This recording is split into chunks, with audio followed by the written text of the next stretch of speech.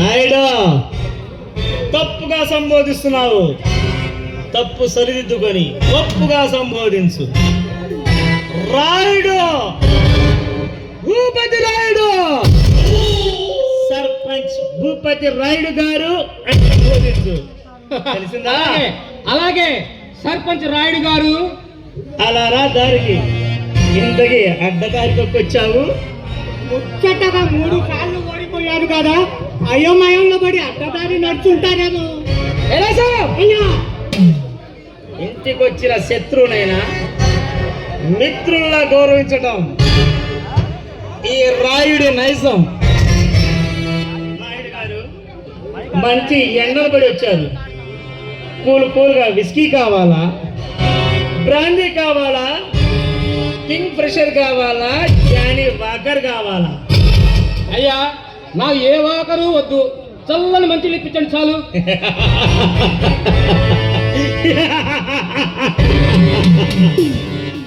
అందుకనేనయ్యా నువ్వు రాజకీయంలో ఎదగకుండా పోయినావు. ఈ ఇంట్లో అసలు మంచి నీళ్ళే దొరకవు, అంతా మధ్యనే.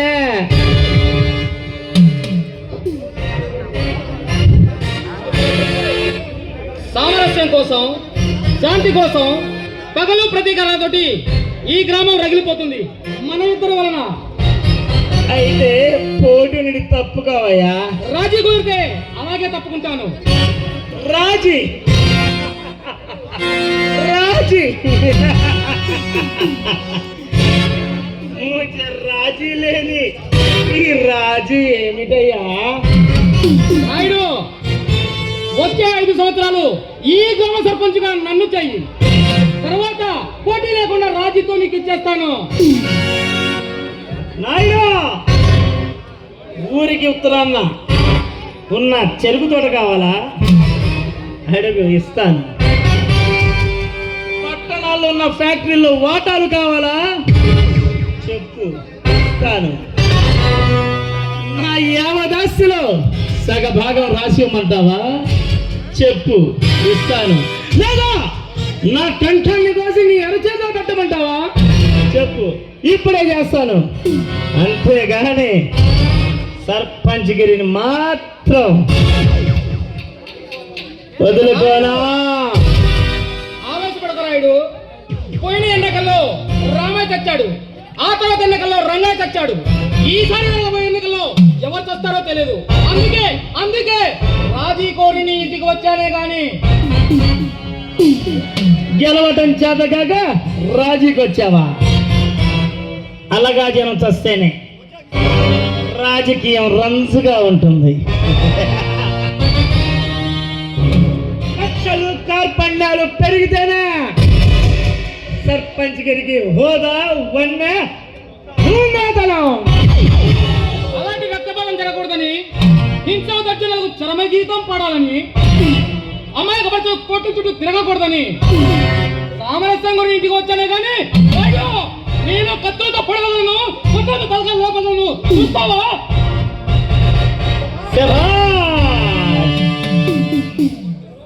శాంతి దూత నెహ్రూ లాగున్నావయ్యా. నువ్వు అసలు రాజకీయాలకే పనికిరావు. రాజీ పడి తీసుకున్న దాన్ని పదవి అనరయ్యా. ఏమంటారో తెలుసా? భిక్ష భిక్ష భిక్ష అంటారయ్యా. అలాంటి భిక్ష నాకు అవసరం లేదు. నీకు దమ్ముంటే, ధైర్యం ఉంటే నాపై పోటీ చేసి గెలు. లేదా అమరావతి ఎక్స్ప్రెస్ లో వెళ్ళి వేరుశనకాయలు అమ్ముకోపోయా. రాయుడు, నాకు నీ అదే ప్రసంగం. నీలో మడులు మనమనచడు నాకు చేత కాదు. అవి చెయ్యకనే నువ్వు 3 సార్లు ఓడిపోయావయ్యా. అలాంటివన్నీ చేశాను కాబట్టి నేను 4వసారి కూడా గెలవబోతున్నాను. అర్థమైందా నాయుడు? కలకాలం నీ ఆటలు సాగవరాయుడు. నీ పాపాలకు ప్రాశ్చిత్తం జరుగుతుంది. రాబోయే రోజుల్లో నీకు ఓటమి సత్యం. మరాయుడు మంత్రాలకు చింతకాయలు రాలవు, నీ శాపనార్థాలు నాకు తగలవు.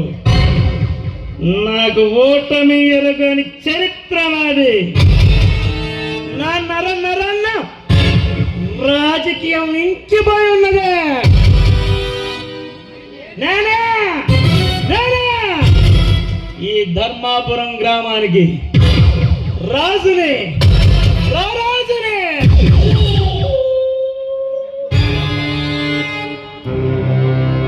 ఈ ధర్మపురం చరిత్ర తిరిగి రాస్తాను. నువ్వు చేసిన మోసం తగలబెట్టి శాంతితో సహనంతో జనాల్లోకి వెళ్ళి జన హృదయాలు గెలుచుకుంటాను. రాబోయే రోజుల్లో ఈ గ్రామ సర్పంచ్గా నేనే అవుతాను. కళ్ళలు కనకు నాయుడు. మైనా మందు తాగడం చేత కాదు,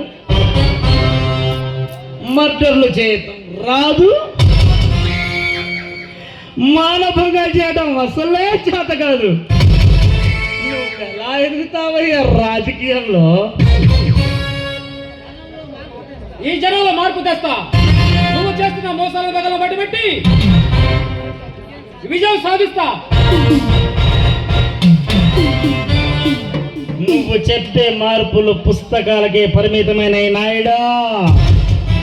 నువ్వు చెప్పే నీతులు విని మారిపోయే జనాలు ఎవరు లేరు ఇక్కడ. ఎన్నికల రోజు కూడా పోలింగ్ లైన్లో నిలబడి నోటు ఇస్తే నాయుడు, నోటు ఇస్తే వేసే పార్టీ సింబలే మార్చే ప్రజలయ్యే ఇళ్ళు. అయినా బీరు బాటిల్ మూత తీయడం చేతగానవి ఈ ప్రజల్ని మారుస్తాడంట. పిచ్చి మాలోకం. మాట్లాడుకున్నాడు. వెనుక గెలుపు ఉంటుంది, అది తెలుసుకో. అయ్యా, ఓడిన ప్రతి వాడు వాడే డైలాగే ఇదేనయ్యా. ముందు పెద్దరికేం ఎలా వస్తుందో తెలుసుకోవయ్యా. 10 మర్డర్లు చెయ్యి, 10 మానభంగాలు చెయ్యి, 10 కొంపలు కూల్చు. అప్పుడు ఆ ప్రజలు భయపడి నీకు పెద్దరికం వంట కడతారు. అలాంటి చౌకబారు పనులు మాకు చేతకావు రాయుడు. సచ్చినా సర్పంచ్ కాలే అవుతాను, అయి తీరుతాను. అబ్బా సరే, నీ నమ్మకాన్ని నేను ఎందుకు కాదనాలా? లాగా నా ఇంటికి వచ్చావు, రాజకీయాలు కాసేపు పక్కన పెట్టి కాస్త దిల్ ఖుషి చేసుకోవయ్యా. కైలాసం రమ్మన్రా, నా దిల్లు బాను రమ్మన్నాయ్యా. ఎందుకయ్యా ఈ చిందులు విందులు? చాలే ఆపవయ్యా. నీకు నాకు గట్టు కడ పంచాయితీయా, గేదె కడ పంచాయితీయా? సర్పంచ్ గిరి పంచాయితీగా. కాసేపు రాజకీయాలు వదిలిపెట్టావయ్యా. అయితే సరే మరి కానీ మరి ఏ కైలాసం లేచావా? టేబుల్ తెచ్చేస్తారా?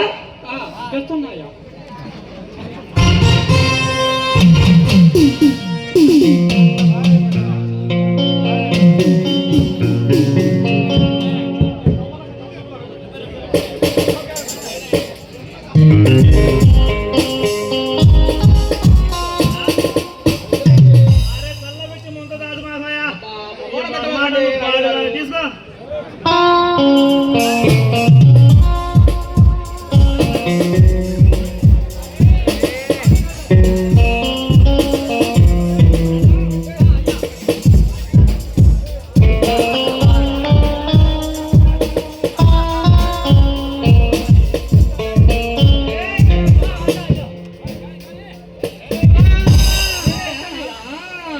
అది మర్చిపోమా. అలాగేనయ్యా.